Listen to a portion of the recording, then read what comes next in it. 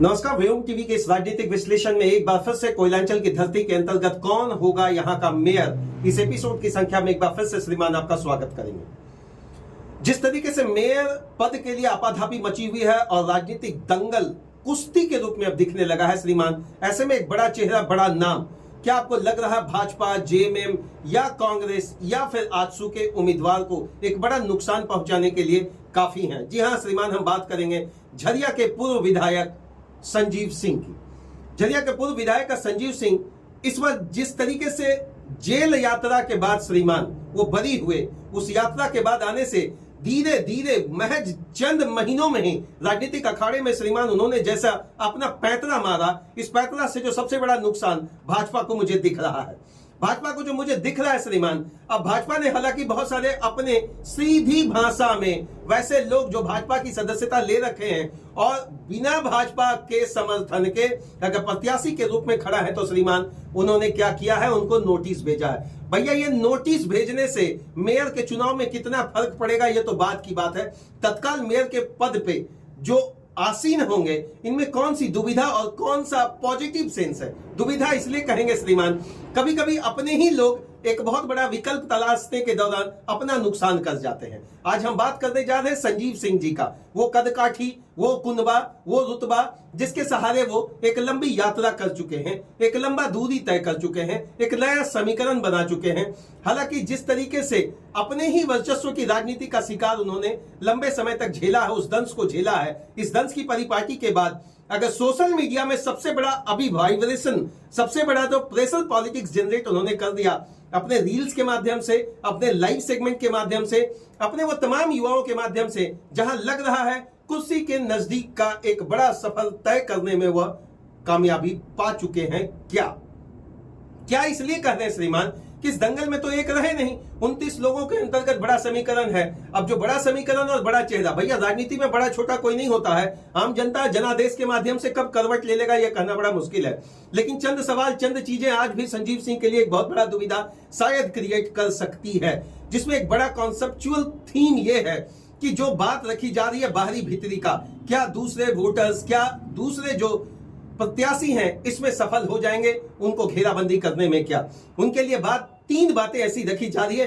जो मैंने अपने पॉलिटिकल एनालिसिस के माध्यम से आपके पास रखने का कोशिश कर रहा हूं। नंबर 1, पहला उनके साथ ये एक समीकरण बना दिया जा रहा है, जहां मैं भी जाता हूं, जो फील्ड डाउन टू अर्थ वाला जब रिपोर्टिंग आप करेंगे तो ये बात रखा जाता है कि भैया ये पॉसिबल नहीं है कि उनसे आम तरीके से आप मिल लें और अपनी बात को मनवा लें। दूसरा, उनके पुराने ट्रैक और हिस्ट्री रिकॉर्ड को भी इस तरीके से मैनिपुलेट करके पॉलिटिकल वे में इंटरवेन करने का कोशिश कर रहा, जहां हो सकता है उनके लिए वोटर नुकसान पहुंचा सकते हैं। और तीसरा जो सबसे बड़ा बात है वह यह कहा जा रहा है, यह वह कुनबा है, यह वह राजनीतिक घराना है जिसके इर्द गिर्द धनबाद की राजनीति झरिया के रूप में ही केवल नहीं घूमती बल्कि पूरे कोयलांचल में घूमती है।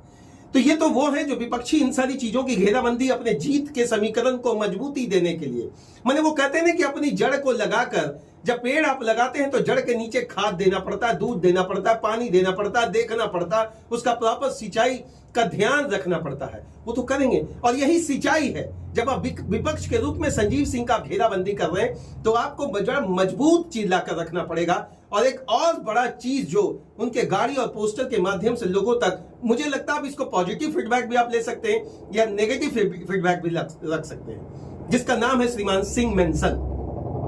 क्या सिंह मेंशन का वो पोस्टर पार्टी को भीतर खाने मजबूत कर रहा या नुकसान पहुंचा रहा? भैया ये मेयर का चुनाव है। मेयर के चुनाव में जिन शब्दों का लाकर, जिन शब्दों के माध्यम से, जिन वाक्यों को लाकर, जिन उदाहरणों को लाकर घेराबंदी कर रहे हैं संजीव सिंह जी, परेशानी तो भैया है। पक्षात्मक तरीके से तो मैं ना कभी न्यूज चलाया हूं, ना मैं भविष्य में चलाऊंगा, लेकिन वो सवाल जो राजनीतिक कुनबे से निकलकर, राजनीतिक घराने से निकलकर, राजनीतिक परिशिष्ट से निकलकर राजनीतिक गलियारों में चर्चा का विषय बन जाता है, वह नाम है श्रीमान, क्या भाजपा के कुनबे में सब कुछ ठीक नहीं है? क्या उनकी ही पत्नी रागिनी सिंह भाजपा की तरफ से झरिया की विधायक है? ऐसे में जो एक बहुत बड़ा कुनबा भाजपा का, क्या उनके तरफ है या नहीं है? वहीं सांसद के तौर पर ढुल्लू महतो जी का जो कटाक्ष किया जाना, उनके बदले में उनके रेफरेंस में संजीव सिंह जी की बात रखी जानी कि भैया क्या कुछ होगा। कोई कहता है कि राजनीतिक तापमान का घेराबंदी में वो बिल्कुल पिछड़े हैं, कोई कह रहा उनका इलाज जरूरी है। ये तो राजनीतिक है। अखाड़ों में दंगल लगाने की बात करेंगे तो पैतरों के सहारे ही तो नैया पार होगी। वैतरनी नदी अगर आप पार करना चाहते हैं राजनीति का, तो जनता तो पार करवाएगी, लेकिन शब्द भी तो मायने रखते हैं। मीडिया रिपोर्ट्स की बात कर ले, सूत्रों की बात कर ले, तो हम कदापि कम मार्क्स में संजीव सिंह को नहीं रख सकते हैं।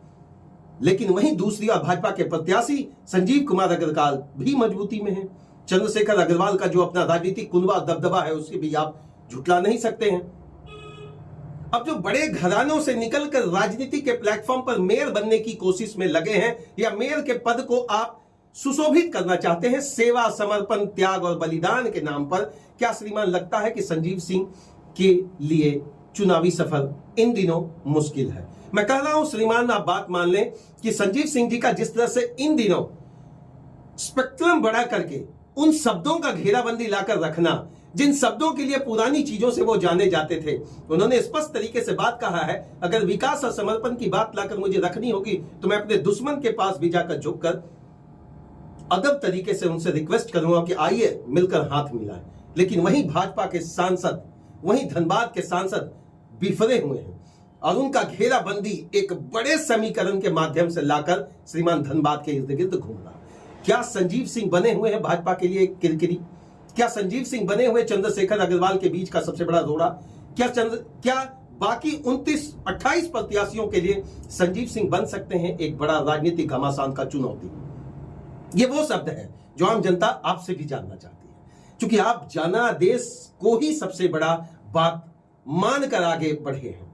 वोटर क्या है, वोटर को तो समझना है। वोटर उतना चिंतन मनन नहीं कर पाता, उसके पास एक वोट की शक्ति है, लेकिन इस वोट की शक्ति को जब आप पूर्ण रूप से, पूर्ण विराम बिना दिए जब आगे बढ़ाने की बात करेंगे, तो आपके तरफ से जो शब्द आएगा, भैया हमारा विकास कौन करेगा? धनबाद को कौन दिला सकता है एयरपोर्ट? धनबाद की सक्षमता की बात में नगर के विकास के लिए कौन दे सकता है नया हॉस्पिटल? कौन सुपर स्पेशलिस्ट बंद पड़े हॉस्पिटल को खुलवा सकता है? कौन गया पुल का केवल चौड़ीकरण ना कराए बल्कि एक नया विकल्प दे सकता है? कौन दिला सकता है जाम से निजात? कौन दिला सकता है सेस चार्ज से निजात? कौन दिला सकता है टीएल के बनाने के लिए उस दलाल से निजात जिसका नाम है भ्रष्टाचार? बहुत बहुत धन्यवाद। संजीव सिंह के चुनावी सफर में जितने प्रत्याशी हैं, सबका एक एक करके वर्णन आपके पास रखेंगे और देखने का, बताने का, समझाने का, समझने की खुद भी कोशिश करेंगे कि अगला मेयर जो बनेगा उसके पीछे का मेन फैक्टर क्या हो सकता है। बहुत बहुत धन्यवाद। झारखंड जी जोहार। कोयलांचल के सफर में इस चुनावी दंगल का, अखाड़ा का मजा ले। बस भैया आप आम वोटर हैं, ज्यादा इस अखाड़े में जिस दिन दंगल लगा लेंगे तो वैमनस्यता बढ़ेगी। इससे बचकर रहे, शांति और सद्भावना के बीच में चुनावी सफर का आनंद उठाते हुए अपने वोट की कीमत का चोट दे। तब तक के लिए जय हिंद।